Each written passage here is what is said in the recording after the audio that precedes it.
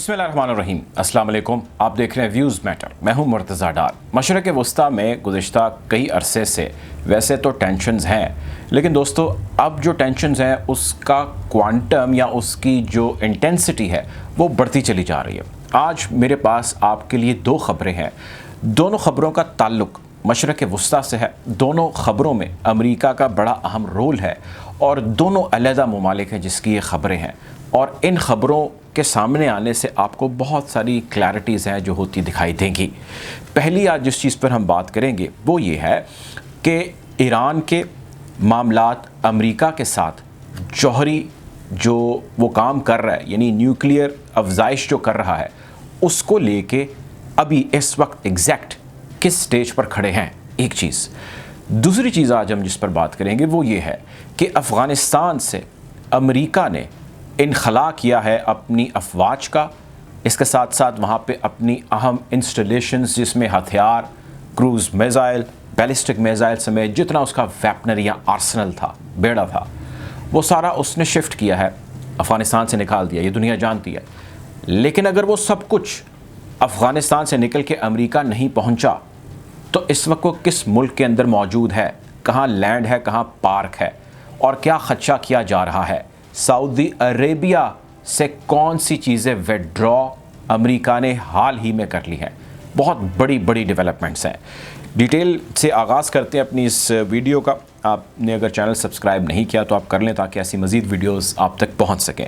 अब पहली चीज़ जिसके बारे में हम बात करेंगे, ये दोनों चीज़ें आपस में बहुत ही ज़्यादा वेल कनेक्टेड हैं, इसलिए मैं आपसे इसका जिक्र कर रहा हूँ। IAEA यानी यूनाइटेड नेशंस का, अक़वाम मुत्तहिदा का वो इदारा जो जौहरी तनसीबात या जौहरी हथियारों के ऊपर काम करता है, उसको कहते हैं IAEA। IAEA के जो चीफ़ हैं राफेल ग्रॉसी, उन्होंने विज़िट किया है ईरान का। वो तेहरान में गए हैं, वहाँ जाके उनकी जो ईरानी जौहरी मिशन है, जो वहाँ पे डिपार्टमेंट है, उसके हेड के साथ उन्होंने मुलाकात की है, और भी इसके अलावा कुछ अहम शख्सियात के हवाले से जो है वो उनकी मुलाकातें हुई हैं अहम शख्सियात से। अब जो मुलाकातें हैं मैं उसका ख़ुलासा आपसे शेयर कर लेता हूँ और उसके बाद आपको बताता हूँ कि ये मामला बढ़ किस जानिब रहा है या इशारे किनारे किस जानिब मिल रहे हैं।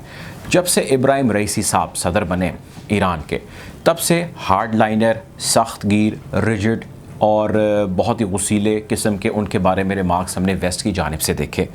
और जैसे ही वो मनसब उन्होंने संभाला, उससे पहले आप जानते हैं कि हसन रूहानी साहब का जब दौर था तो दोनों ममालिक के या दोनों क़ुव्वतों के दरमियान, ईरान, अमेरिका और उसके इत्तेहादियों के दरमियान वियना में टॉक्स जारी थी, और IAEA की मदद से ये चेक किया जा रहा था कि ईरान जौहरी हथियारों में अफजाइश तो नहीं कर रहा।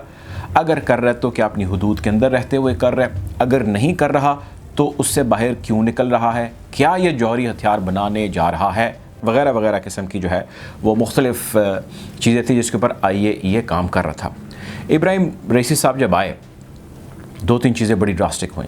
एक तो ये कि जो वियना टॉक्स थी वो रुक गई क्योंकि ज़ाहिर चेंज ऑफ कमांड हो रही थी, नए सदर, उनकी पॉलिसीज़ आ रही थी और वेस्ट का ख्याल, मैंने आपको बता दिया उनके बारे में क्या है। दूसरी चीज़ ये थी कि IAEA यानी जिसका ताल्लुक़ किसी मुल्क से नहीं है, यूनाइटेड नेशन है। यूनाइटेड नेशन ने कुछ सवालात खड़े कर दिए ईरान के सामने, जिसके ऊपर ईरान का ये कहना था कि भाई ये मुतस्सबाना किस्म के सवालात और कंसर्न्स और पॉइंट्स हैं जो रेज़ किए गए हैं। चूँकि IAEA या यूनाइटेड नेशन नहीं चाहता कि हम ये कर सकें मुआहिदा, जो जौहरी मुआहिदा हम करने जा रहे हैं। अब इस सारे असना में कुछ चीज़ें हैं जो हर मुल्क के ऊपर फ़र्ज़ हैं, वो ईरान के ऊपर भी फ़र्ज़ है। मिसाल के तौर पे एक चीज़ ये है कि यूनाइटेड नेशन को आप ये एक्सेस देते हैं, ये फैसिलिटी देते हैं कि वो जिस जगह पे आप एक्सप्लोरेशंस जौहरी हथियारों की कर रहे हैं वो वहाँ की रिकॉर्डिंग्स भी देख सकता है, वहाँ से वो बज़रिया कैमरे आपको लाइव भी देख सकता है। अगर वो लाइव नहीं देख रहा तो जो सारा दिन आपकी एक्टिविटी है वो आपको एक मेमोरी कार्ड में या टेप के अंदर या CD के अंदर फिल्म बंद करनी है कि जी आज सुबह 8 बजे हमारे वर्कर आए और 5 बजे उन्होंने छुट्टी की, और 8 से 5 के दरमियान ये कोई 100 या 500 कैमरे लगे हमारे इस जगह के ऊपर जहाँ पे हमारे जौहरी काम में एक्सप्लोरेशंस हो रही हैं, और ये उसकी रिकॉर्डिंग्स हैं। गुज़श्ता कई महीनों से ईरान ने, जब से हसन रूहानी साहब गए हैं और इब्राहिम रईसी साहब आए हैं, ईरान ने वो रोकी हुई थी।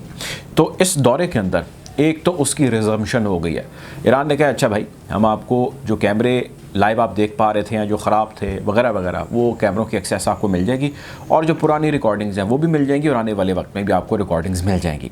यानी मीटिंग सक्सेसफुल हुई है और इस सक्सेसफुल हो जाने से ख्याल ये किया जा रहा है कि जो वियना टॉक्स रुकी हुई हैं, जिसके ऊपर हर रोज़ कोई ना कोई स्टेटमेंट आती है, मुमकिन है कि उसकी रिजम्पशन हो जाए, यानी कि उसका दोबारा आगाज़ हो जाए।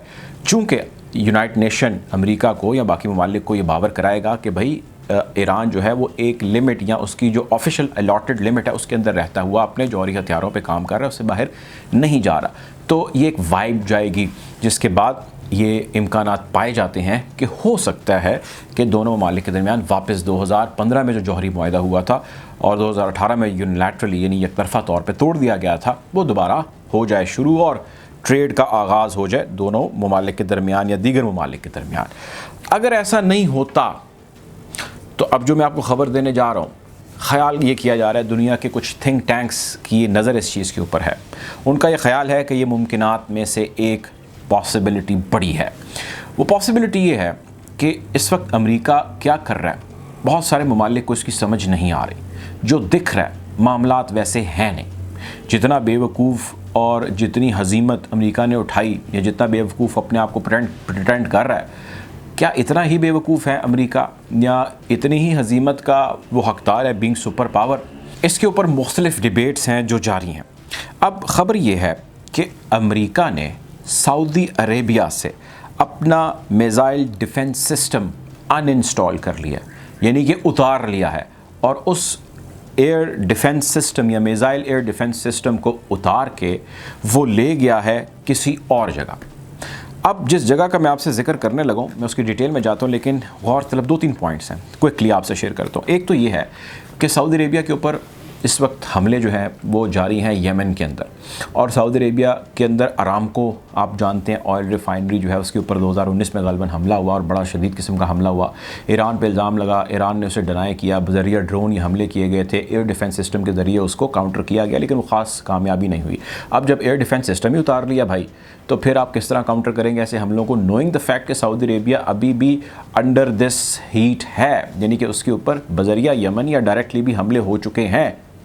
तो सऊदी अरेबिया और अमेरिका की तो बड़ी यारी थी, बहुत दोस्ती थी, वो कहाँ पे गई? ये उसी की कॉन्टीन्यूटी है या ये वही बात है जिसका जिक्र मैं अपनी माजी की या पिछली जो है वो कुछ हफ्ते 2 हफ्ते से जो वीडियोज़ मैं कर रहा हूँ उसमें आपको बार बार ये जिक्र कर रहा हूँ कि दोनों में खलीज काफ़ी ज़्यादा बढ़ता चला जा रहा है, सऊदी अरेबिया में भी और अमेरिका में भी। अब बात यह है कि यहाँ से ये चीज़ें उतार के अमेरिका, अरेबियन पेनिनसुला जिसमें कुवैत और UAE ये 2 नाम सामने आ रहे हैं, इसके हवाले से गैर मुसद्दक़ा इतलात हैं, लेकिन इतलात हैं कि ये वो 2 जगह हैं, कुवैत और UAE, जहाँ पे अमेरिका ने सऊदी अरब से एयर डिफेंस सिस्टम उतार के अपने बैलिस्टिक मिसाइल्स उतार के यहाँ से शिफ्ट किए हैं इन ममालिक में। एक चीज़, और दूसरी चीज़ ये कि उसने अफ़गानिस्तान से जितनी फ़ौजें और अफ़गानिस्तान से जितने उसने वेपन आर्सनल, जो उसके पास असला हथियार, वहाँ पे जो भी चीज़ें उसके पास थी उसके इस्तेमाल की, जो ख़तरनाक तरीन चीज़ें थी, वो भी सारी उसने इन्हीं 2 ममालिक में रखी हैं।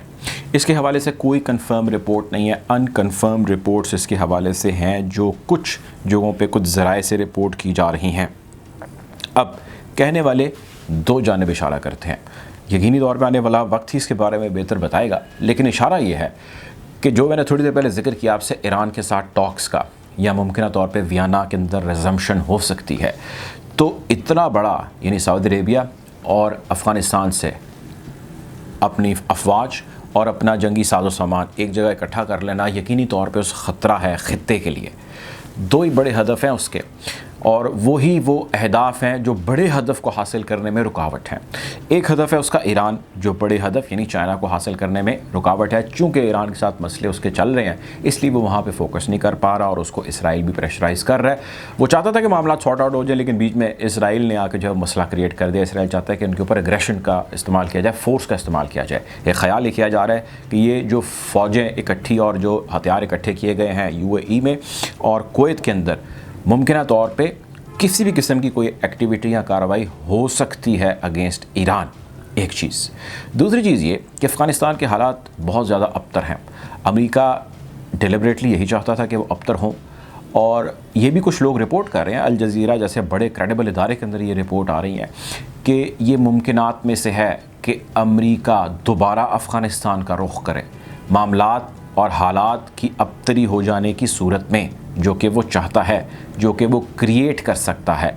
अब ये बात हकीकत है या फसाना है या ये एग्जैजरेशन है, आप इसको जो भी नाम दे लीजिए, लेकिन ये बात एक हकीकत है कि उसने यहाँ से विड्रॉ करके फोर्सेस, हथियार सऊदी अरेबिया से विड्रॉ करके अपने जितने भी उसके ये एयर डिफेंस सिस्टम्स थे वो सारे पार्क कर दिए, स्टेशन कर दिए उसने मिडल ईस्ट में, और अरेबियन पेनिनसुला के अंदर जो है इस वक्त फोकस्ड है वो यूएई और कुवैत के साथ। और मुमकिना तौर पे ये जो खेप है जिसका चले जाना इस वक्त कंप्लीट हो जाना चाहिए था इन जगहों से, वो नहीं हो पाया। तो there is something fishy there is something wrong. और जिस जाने वो इशारा कर रहे हैं वो यही है कि चाइना पे वो उस तरह फोकस नहीं कर पा रहा जिस तरह वो फोकस करना चाहता है, क्योंकि उसको इस वक्त जो टेंशन्स हैं वो ज़्यादा राइज़ होती हुई टेंशन है उसको ईरान की जानिब से, जिस पे उसको इसराइल का भी बहुत ज़्यादा प्रेशर है।